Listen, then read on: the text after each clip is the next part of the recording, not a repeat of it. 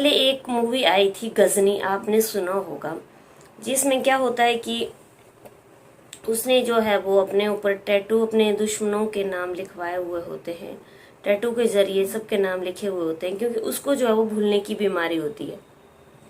लेकिन आज की कहानी जो है वो कुछ ऐसी है जिसमें जिसने भी टैटू के जरिए अपने नाम गुदवाए और जिन लोगों के नाम लिखे, उससे कोई भूलने की बीमारी नहीं थी। और उसने अपने होश आवास में जो है वो अपने 22 लोगों के जो है वो नाम लिखवाए थे, गुदवाए थे अपनी जांघ के ऊपर।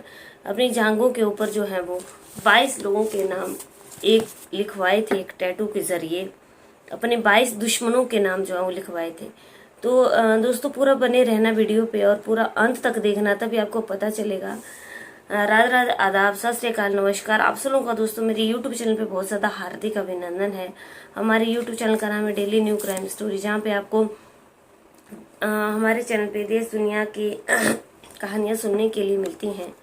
तो दोस्तों आज की कहानी भी कुछ ऐसी है। आज की कहानी जो है वो मुंबई से है। आपने बिल्कुल सही सुना, मुंबई से आप आज की कहानी है, तो आप अंत तक पूरी कहानी सुनना। तो चलिए कहानी की शुरुआत करते हैं। 25 जुलाई 2024 का दिन है और वर्ली के सॉफ्ट टच स्पा से पुलिस को एक कॉल आती है।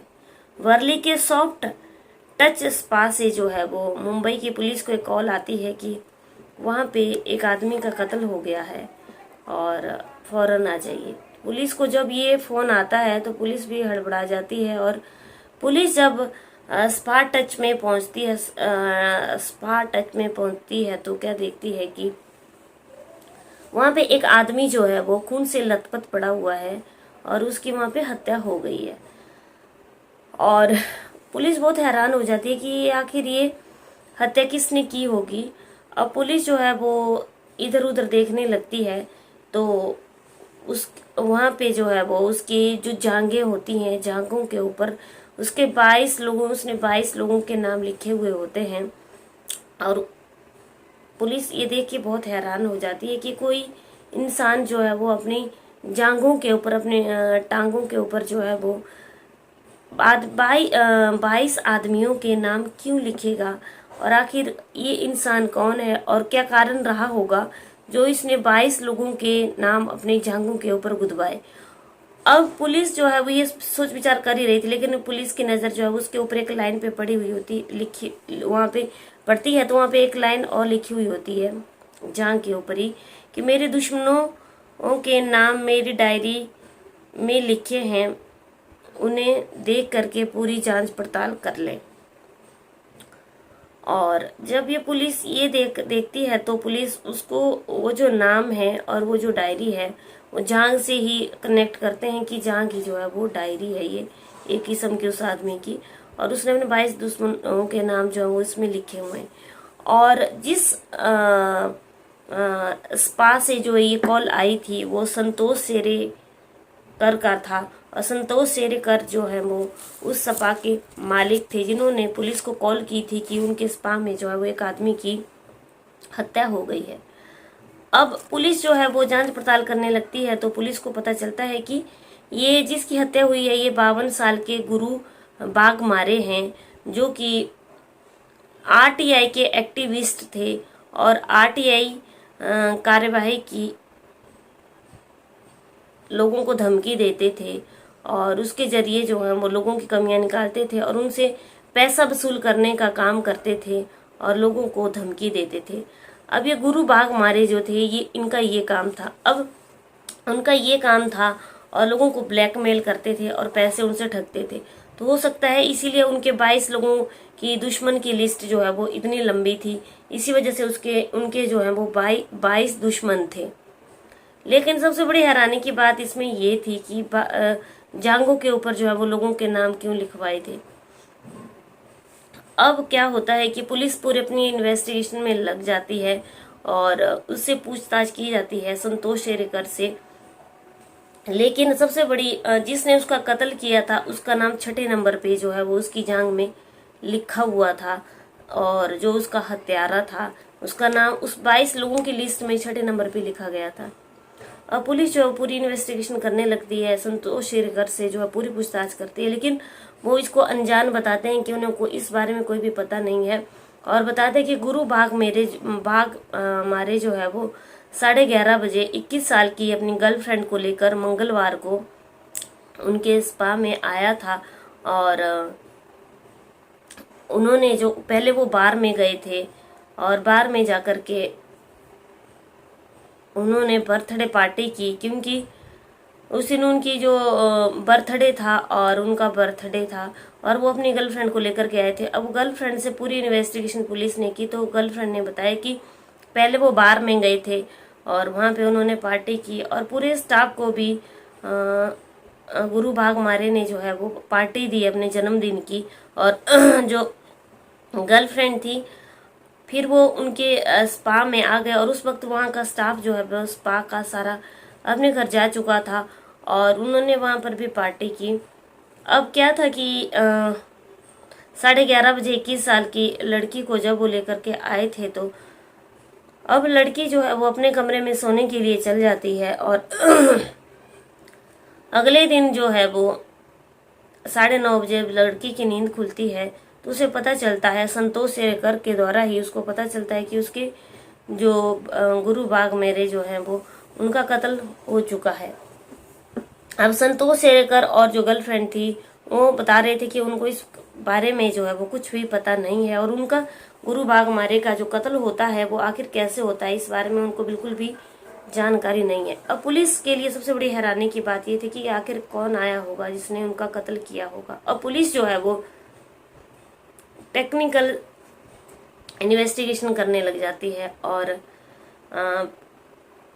जो कैमरे होते हैं उनके ज़रिए चेक करने लगती है, सीसीटीवी फुटेज निकालती है, और चेक करती है कि जो भी उनका स्पा है वहाँ पे जो कैमरे लगे हुए हैं उनकी सारी फुटेज निकालती है, तो पता चलता है कि रात को 2 आदमी जो हैं वो आए हुए हैं जिन्होंने रेन कोट पहना हुआ है, और बारिश हो रही है, और रेन कोट पहने हुए 2 आदमी आए हैं, और वो पान की दुकान पे रुके हैं, और वहाँ पे उन्होंने पान खरीदा है, और पान जो है वो फिर उन्होंने पान के पेमेंट करने के लिए पेटीएम किया हुआ है। अब जब पुलिस उनको ये देखती है कि उन्होंने मोबाइल के ज़रिए पेमेंट की है, तो पुलिस जो है वो एकदम वो बिल निकलवाती है पान की दुकान के ऊपर जा करके, पान की दुकान में जा करके वो बिल निकलवाती है, और वहाँ से उनका जो है मोबाइल नंबर निकलवा देती है। अब जो है वो उस नंबर की लोकेशन चेक की जाती है, तो वो नंबर जो है फिरोज अंसारी का मिलता है, और फिरोज अंसारी को पुलिस जो है वो दबोच लेती है, जा करके पकड़ लेती है। तो फिरोज अंसारी जो है वो बताते हैं कि फिरोज अंसारी और साकिब अंसारी ने ही गुरु बाग मारे का जो है वो कत्ल किया हुआ है। अपने साथ एक ब्लेड लाए थे जिससे उन्होंने उनका गला जो है वो धारदार हथियार से काट दिया, और उनको खून से लथपथ छोड़ करके वहाँ से वो भाग गए, और राजस्थान के कोटा शहर में जो है गरीब रथ एक्सप्रेस से पुलिस ने जो है वो फिरोज अंसारी को पकड़ लिया, और साकिब अंसारी जो है वो अभी गायब है, वो अभी पुलिस के हाथ में नहीं आया है। बाकी अब पुलिस ने जो है फिरोज अंसारी से पूरी पूछताछ की कि उन्होंने किसके कहने पे जो है वो गुरु बाग मारे का कत्ल किया, तो उन्होंने बताया कि संतोष शेरकर जो है वो उनके कहने पे ही जो है वो सारा प्लानिंग की गई, क्योंकि संतोष शेरकर ने बताया कि वो RTI की कार्रवाई की धमकी देकर गुरु बाग मारे जो है वो पैसे ऐंठता था, पैसे ठगता था, लोगों से वसूली करता था, और सेम उसकी कंडीशन भी यही थी। उसे 6 लाख जो है वो उससे बहुत बार पैसे उससे ठग चुका था, और अभी वो उसे पैसे लेने के लिए धमकी दे रहा था। तो उसने जो है वो 6 लाख उसका मर्डर करने के लिए लोगों को खरीदा, और उनको 6 लाख रुपए दिए कि वो उसका जो है वो कत्ल कर डाले। अब क्या था कि गुरु बाघमारे जो है वो ये दुनिया छोड़ करके जा चुका है। अब पुलिस जो है वो आगे की कार्रवाई करने में दोस्तों लगी हुई है, लेकिन जाने वाला ये दुनिया छोड़ करके जा चुका है। मैं हर वीडियो में यही बोलती हूँ कि इंसान को वो हालात अपने नहीं बनाने चाहिए कि वो ऐसे हालात उसके बन जाएं कि उसका कोई कत्ल कर दे, उसका कोई मर्डर कर दे, या वो गलत रास्ते पे चल जाए। जिंदगी बड़ी अनमोल है, सही रास्ते से ईमानदारी से होकर के दोस्तों जियो और बहुत अच्छे अच्छे कर्म करो। गलत कर्म करोगे तो गलत अगले जन्म में गलत सजाएं मिलेंगी। गुरु बाघमारे के साथ जो हुआ बहुत ही गलत हुआ, कानून को अपने हाथ में नहीं लेना चाहिए। अगर गुरु बाघमारे ऐसा कर रहा था तो संतोष शेरकर जो है वो पुलिस में बताना चाहिए था, गलत नहीं कदम उठाना चाहिए था।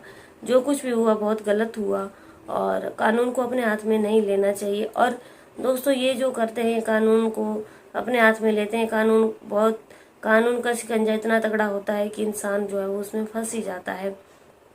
कोई चाहे कैसे मर्डर करे, आजकल सीसीटीवी फुटेज जो है वो एकदम पुलिस निकाल लेती है और एकदम इंसान को पकड़ा जाता है। इसलिए दोस्तों गंदगी से दूर रहें, कीचड़ के अंदर पैर ना रखें। कीचड़ के अंदर एक कदम रखोगे कीचड़ आपको अपनी तरफ खींचता जाएगा और एक दिन ऐसा आएगा कि आप उस दलदल में बहुत बुरी तरह से फंस जाएंगे। उम्मीद करती हूँ दोस्तों आपको मेरी कहानी अच्छी लगी लाइक शेयर कमेंट जरूर करना। आज की कहानी से हमें ये सीख मिलती है कि हमें गलत दिशा की ओर अपने कदम नहीं रखने चाहिए। संतोष शेरकर ने भी गलत कदम उठाया और गुरु बाघमारे ने भी गलत कदम उठाया। उम्मीद करती हूँ कि आपको मेरी कहानी अच्छी लगी लाइक शेयर कमेंट जरूर करना और चैनल पर पहली बार हो तो सब्सक्राइब जरूर करना। दोस्तों मेरी यह कहानी सुनाने का उद्देश्य आप लोगों को सिर्फ सतर्क करना है, जागरूक करना है। और चलिए कल की वीडियो में फिर से मिलते हैं, मुलाकात होती है। तब तक बने रहिए मेरे चैनल पे। जय हिंद, जय भारत।